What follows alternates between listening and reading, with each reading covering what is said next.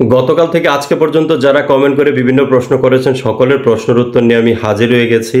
এই সিস্টেমটি আপনাদের কেমন লেগেছে দয়া করে কমেন্ট করে জানাবেন। আর তাছাড়া আমরা যখন সেবা দেই আমাদের সেবা সম্পর্কে আপনাদের মন্তব্যটি করে যাবেন যে আমাদের সেবার মান কীরকম, আপনাদের যত বিরক্তি আছে বা ভালো লাগা আছে অথবা আপনাদের কোনো আইডিয়া থাকলে বা পরামর্শ থাকলে বা অভিযোগ থাকলে তাহলে কী হবে আমরা জানতে পারবো এবং আমাদের ঊর্ধ্বতন কর্তৃপক্ষকে বিষয়টি আমরা জানাতে পারবো এবং কার্যকর পদক্ষেপ আসবে।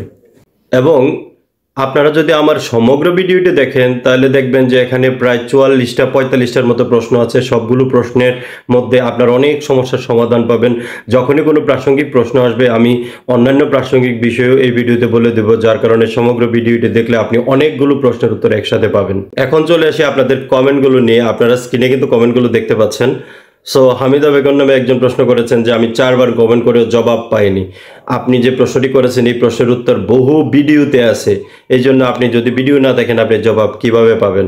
আর তাছাড়া আপনি আবেদন করেছেন, তালিকায় নাম আছে কিন্তু ভাতা পাননি বা বই পাননি। এক্স্যাক্টলি কোন তালিকায় নাম আছে সেটা আপনি বলেননি। আবেদনের তালিকায় নাম থাকতে পারে কিন্তু চূড়ান্ত তালিকায় নাম না থাকলে তো আপনি ভাতা পাবেন না বা বই পাবেন না। সো আপনার হয়তো ভাতাটি হয়নি, এজন্যই পাননি। ভাতার টাকা কবে দিবে এই প্রশ্নের উত্তর অনেকবার দিয়েছি, গত ভিডিওতে দিয়েছি। আর এই ভিডিওতে আরো কয়েকটা প্রশ্ন একসাথে যখন উত্তর দেব তখন এর প্রশ্নের উত্তরটাও পাবেন। দুর্গা পূজা উদযাপন পরিষদ থেকে যে সাহায্যের কথা আপনি প্রশ্ন করেছেন একজন, সেটা হচ্ছে যে চাল দেওয়া হয় যারা পূজা উদযাপন করে শুধু সেখানে। সো আপনি যদি আরো বিস্তারিত জানতে চান কমেন্ট করেন, আমি বিস্তারিত জানাবো। সার্বজনীন পেনশন কি, এটা বন্ধ হয়ে যাবে কিনা একজনের প্রশ্ন করেছেন। সার্বজনীন পেনশন হচ্ছে 4টা স্কিমে মানুষ চাঁদা দিবে প্রত্যেক মাসে এবং একটা নির্দিষ্ট মেয়াদান্তে 18 থেকে 50 বছর বয়স পর্যন্ত অন্তর্ভুক্ত হতে পারবে এবং একটা নির্দিষ্ট মেয়াদান্তে মানুষ আমৃত্যু পাবে, পেনশন পাবে। সকল নাগরিকতে অংশগ্রহণ করতে পারবে। এখনও এটা সর্বস্তরে বাধ্যতামূলক করা হয় না, আপনি স্বেচ্ছায় চাইলে অংশগ্রহণ করতে পারেন। 3টা স্কিমে আপনি অংশগ্রহণ করতে পারবেন। একটা হচ্ছে 1000 টাকা, 5000 টাকা, 10,000 টাকা।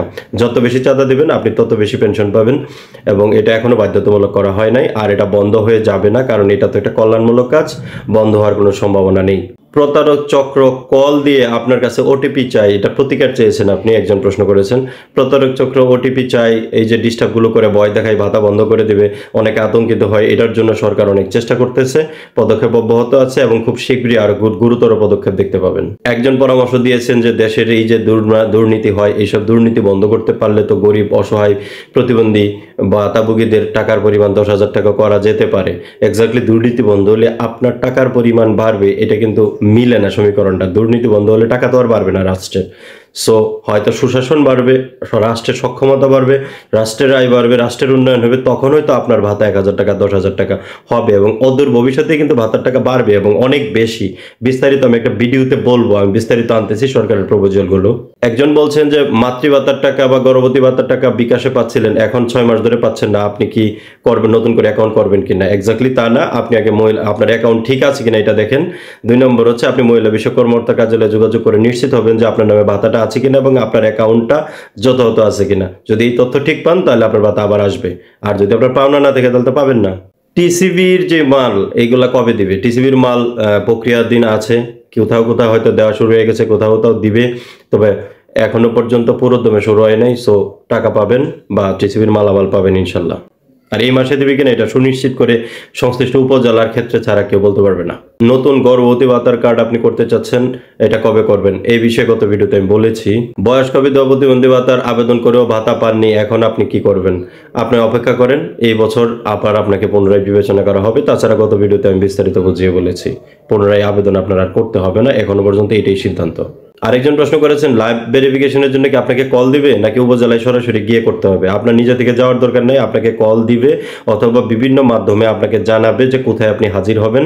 অথবা যদি আপনি খবর পান আপনার উপজেলায় চলছে তাহলে আপনি অফিসে গিয়ে লাইভ ভেরিফিকেশনের কথাটা বলে আসতে পারেন। অন্যথায় আপনারা তো বাড়িয়ে এত কিছু করার দরকার নেই, আপনি অপেক্ষা করুন, সংশ্লিষ্ট দপ্তর ডেফিনেটলি আপনাকে যে কোনো মাধ্যমে জানাবে, এটা তাদের দায়িত্ব। একজন প্রশ্ন করেছেন যে গর্ভবতী ভাতার জন্য লাইভ ভেরিফিকেশন করতে হবে কিনা। গর্ভবতী ভাতার জন্য লাইভ ভেরিফিকেশন করতে হবে না বা এই ধরনের কোনো সিদ্ধান্ত নেই, থাকলে আমরা জানাবো।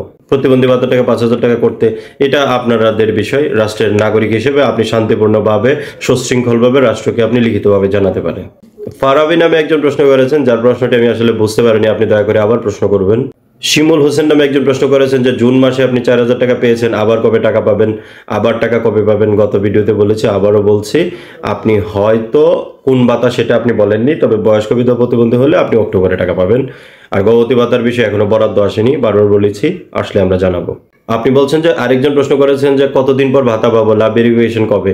কতদিন পর ভাতা পাবেন অনেকবার বলেছি, অনেক ভিডিওতে বলেছি। আর লাভ ভেরিফিকেশন এটা সংশ্লিষ্ট উপজেলার উপর নির্ভর করে, এটাও বলেছি। আরেকজন প্রশ্ন করেছেন যে আপনার এখানে এখনো কেন লাইভ ভেরিফিকেশন হচ্ছে না? লাইভ ভেরিফিকেশন হচ্ছে না, সংশ্লিষ্ট উপজেলা এটা সিদ্ধান্ত নেবে। আপনি ধৈর্য ধরে অপেক্ষা করতে হবে, এটা নিয়ে আপনার চিন্তার কিছু নেই। আপনারা অনেক সুন্দর সুন্দর পরামর্শ দিয়ে থাকেন। একজন পরামর্শ দিয়েছেন যে নগদের মাধ্যমে না দিয়ে এই উপায়, বিকাশ তাদের মাধ্যমে ভাতা দেওয়ার জন্য, কারণ তাদের সিকিউরিটি সিস্টেম ভালো। আপনার এই প্রস্তাবটি ইতিমধ্যে অধিদপ্তর চিন্তা করছে, হয়তো সর্বোচ্চ ভালো যেটা হবে সেটাই আপনাদের জন্য করবে। কেউ একজন প্রশ্ন করেছেন যে 15 টাকা কেজির চাল বন্ধ করা ঠিক হয়নি, এটা কি কেউ আপনাকে বলেছে? আপনি ভিডিও দেখে প্রশ্ন করবেন, বুঝতে পারবেন। বয়স্ক বিধবা প্রতিবন্ধী ভাতার টাকা কবে দিবে? অনেকবার বলে দিয়েছি, এই প্রশ্নটাও যারা করেছেন জেনে নেন।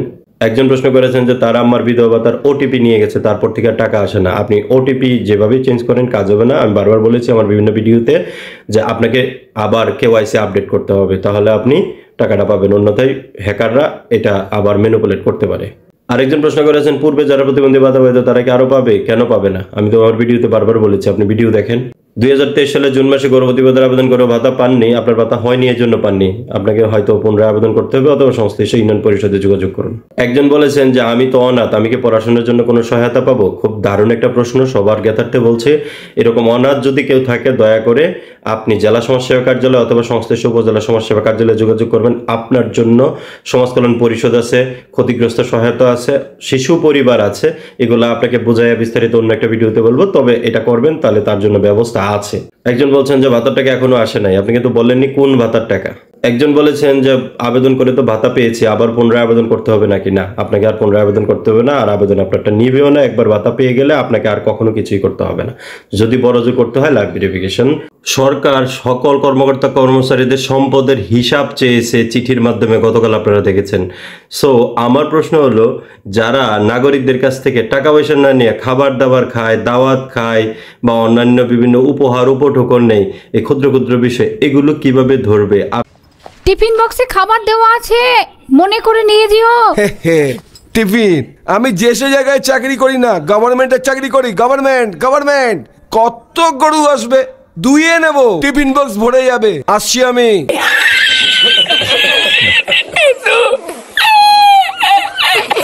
আপনাদের জন্য আমি একটা ভিডিও রেখে যাচ্ছি, আপনারা দেখবেন এবং মন্তব্য করবেন।